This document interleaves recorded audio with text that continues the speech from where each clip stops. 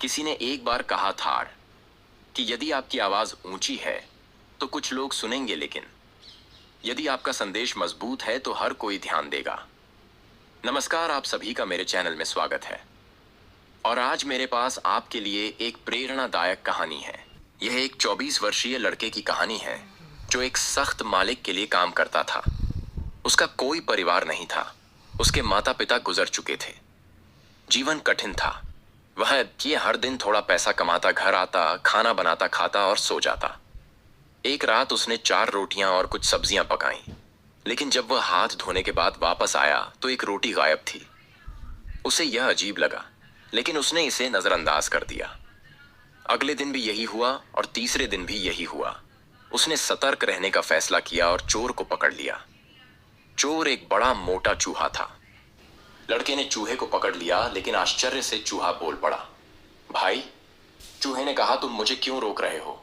मैं तो बस अपने भाग्य का हिस्सा ले रहा हूं। कृपया मुझे रोटी देने दो। लड़के ने जवाब दिया, मेरे पास खाने के लिए मुश्किल से 4 रोटी हैं। मैं जीवित रहने के लिए 4 रोटी बनाता हूं और तुम हर दिन एक चुराते हो। मेरा जीवन पहले से ही कठिन है। चूहे ने कहा, मैं किसी ऐसे व्यक्ति को जानता हूं जो आपकी मदद कर सकता है। वह आपके सभी सवालों के जवाब देगा और जीवन में आपका मार्गदर्शन करेगा। लड़के ने पूछा, यह व्यक्ति कौन है? चूहे ने उत्तर दिया, वह गौतम बुद्ध है। उनके आश्रम जाओ, वह तुम्हें रास्ता दिखाएंगे। लड़के ने चूहे की सलाह मानने का फैसला किया। उसने काम से 5 दिन की छुट्टी ली और अपनी यात्रा शुरू की। पहली रात उसने एक बड़ी हवेली देखी और आश्रय मांगा। हवेली के मालिक ने कहा, तुम कहां जा रहे हो बेटा? लड़के ने उत्तर दिया, मैं गौतम बुद्ध के आश्रम जा रहा हूं। मालिक ने कहा, यह अद्भुत है। क्या तुम उनसे मेरे लिए एक प्रश्न पूछ सकते हो? मेरी बेटी ने 20 वर्षों से एक शब्द नहीं बोला है। कृपया उनसे पूछें कि वह फिर कब बोलेगी। लड़के ने पूछने का वादा किया और अपनी यात्रा जारी रखी। अगले दिन वह बर्फीले पहाड़ों पर पहुंच गया। रास्ता खतरनाक था और वह नहीं जानता था कि कैसे पार किया जाए। तब उसने वहां एक जादूगर को ध्यान करते देखा। जादूगर ने कहा, तुम कहां जा रहे हो? लड़के ने जवाब दिया, मैं गौतम बुद्ध से मिलने जा रहा हूं। जादूगर ने कहा, क्या तुम उनसे मेरे लिए एक प्रश्न पूछ सकते हो? मैं यहां 1000 वर्षों से ध्यान कर रहा हूं, लेकिन मैं अभी भी स्वर्ग नहीं जा सकता। कृपया पूछें। मैं स्वर्ग कब पहुंचूंगा? लड़का सहमत हो गया। जादूगर ने लड़के को पहाड़ पार करने में मदद करने के लिए अपने जादू का इस्तेमाल किया। बाद में लड़का एक बड़ी नदी के पास आया। वह समझ नहीं पा रहा था कि इसे कैसे पार किया जाए। फिर उसने एक विशाल कछुआ देखा। कछुए ने कहा, तुम कहां जा रहे हो? लड़के ने जवाब दिया, मैं गौतम बुद्ध से मिलने जा रहा हूं। कछुए ने कहा, मैं इस नदी में 500 साल से ड्रैगन बनने की कोशिश कर रहा हूं। कृपया उससे पूछो कि मैं कब ड्रैगन बनूंगा। लड़का सहमत हो गया और कछुए की पीठ पर नदी पार कर गया। अंत में लड़का गौतम बुद्ध की राख तक पहुंच गया। बुद्ध के प्रवचन सुनने के बाद उसे पता चला कि बुद्ध केवल 3 सवालों का जवाब देंगे।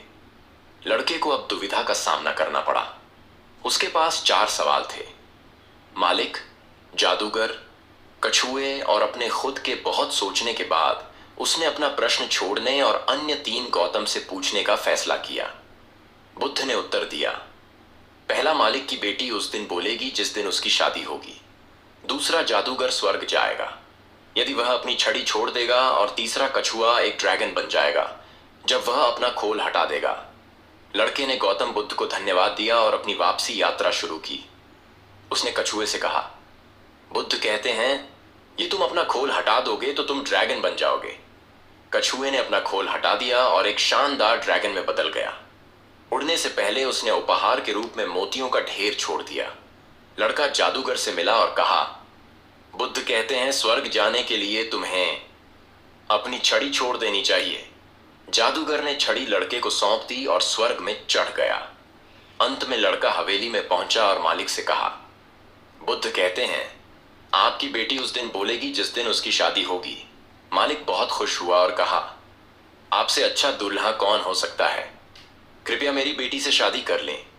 लड़के ने लड़की से शादी कर ली। और जैसे ही उनकी शादी हुई उसने अपने पहले शब्द बोले, आप ही हैं जो उस रात हमारे घर आए थे। लड़के का जीवन बदल गया। अब उसके पास मोतियों से धन था, जादूगर की छड़ी से शक्ति और उसकी पत्नी से प्यार। यह सब इसलिए हुआ क्योंकि उसने दूसरों को पहले रखने का फैसला किया। यह कहानी हमें एक शक्तिशाली सबक सिखाती है। सच्ची महानता निस्वार्थता और त्याग से आती है। लड़के ने दूसरों की मदद करने के लिए अपना प्रश्न छोड़ने का साहस किया और ऐसा करने में उसे खुशी और सफलता मिली। जीवन अक्सर हमें अपनी इच्छाओं और दूसरों की जरूरतों के बीच चयन करने की चुनौती देता है। जब हम दया, सहानुभूति और उदारता को प्राथमिकता देते हैं तो ब्रह्मांड हमें अप्रत्याशित तरीकों से पुरस्कृत करता है। याद रखें, दूसरों की मदद करने से स्थायी खुशी और संतुष्टि मिल सकती है। डर और बुरी आदतों को छोड़ने से नए अवसरों के द्वार खुलते हैं। निस्वार्थता का मतलब इसे खोना नहीं है, इसका मतलब कुछ अधिक मूल्यवान हासिल करना है। इसलिए आज ही स्वार्थ को छोड़ने के लिए एक कदम उठाएं और बदले में किसी जरूरतमंद की मदद करें। जीवन आपको आपकी कल्पना से परे आशीर्वाद से आश्चर्यचकित करेगा, क्योंकि उसने दूसरों को पहले रखने का फैसला किया। यह कहानी हमें एक शक्तिशाली सबक सिखाती है। सच्ची महानता निस्वार्थता और त्याग से आती है। लड़के ने दूसरों की मदद करने के लिए अपना प्रश्न छोड़ने का साहस किया और ऐसा करने में उसे खुशी और सफलता मिली। जीवन अक्सर हमें अपनी इच्छाओं और दूसरों की जरूरतों के बीच चयन करने की चुनौती देता है।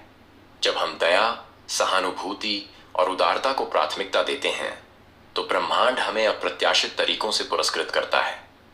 याद रखें, दूसरों की मदद करने से स्थायी खुशी और संतुष्टि मिल सकती है। डर और बुरी आदतों को छोड़ने से नए अवसरों के द्वार खुलते हैं। निस्वार्थता का मतलब इसे खोना नहीं है, इसका मतलब कुछ अधिक मूल्यवान हासिल करना है। इसलिए आज ही स्वार्थ को छोड़ने के लिए एक कदम उठाएं और बदले में किसी जरूरतमंद की मदद करें। जीवन आपको आपकी कल्पना से परे आशीर्वाद से आश्चर्यचकित करेगा।